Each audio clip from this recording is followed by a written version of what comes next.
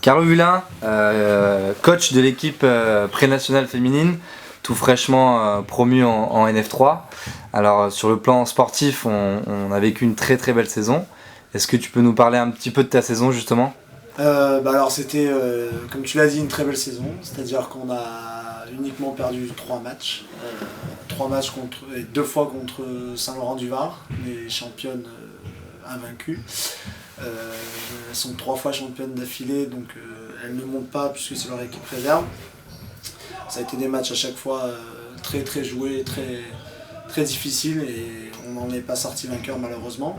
On a perdu un match à Hyères-Toulon de 20 points, c'était en début d'année, et on a réussi à inverser la tendance au match retour en gagnant de 27, ce qui nous a permis de reprendre le goal average et donc de finir deuxième du championnat. Un projet mené à long terme, il y a eu cette alliance avec le club d'Antibes qui vous a apporté beaucoup, et aujourd'hui on se retrouve dans une situation où financièrement c'est peut-être un petit peu compliqué pour cette montée. Alors oui, ça a été un projet mené depuis 3 ans avec l'Olympique d'Antibes, donc on a fait une union sur toutes les équipes du secteur féminin, on part des poussines jusqu'aux seniors.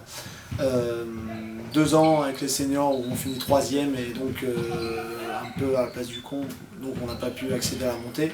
Mais cette année on a la montée possible puisque Saint-Laurent refuse en étant première. Maintenant c'est à nous de trouver aussi des financements pour permettre cette montée, permettre aussi au projet de prendre vraiment essor, que nos gamines soient vraiment intéressées par notre équipe Fagnon qui joue en National 3. Ce serait vraiment l'idéal, et c'est pour ça qu'on espère un peu plus de soutien financier pour pouvoir assumer la National 2 garçons et la National 3 filles, chose qui dans le département est très difficile à faire, notamment dans ce sens-là. Alors quel message aurais-tu à faire passer aux futurs potentiels sponsors du club et surtout de l'équipe filles ? Bien, tout simplement que le club filles comme le club garçon, ce sont les mêmes clubs, c'est-à-dire ce sont des clubs très familiaux, très conviviaux. On l'a vu dimanche pour le dernier match de la saison où les minimes filles étaient là pour organiser leur repas pour partir en tournoi. C'est un club très dynamique où vraiment tout le monde se mélange, tout le monde est vraiment heureux de participer à ce projet-là. Et c'est dans l'ouest du département, en Mille-Mandelieu, qui est vraiment à la frontière, il y a peu d'équipes et peu de clubs qui sont intéressés par le projet féminin.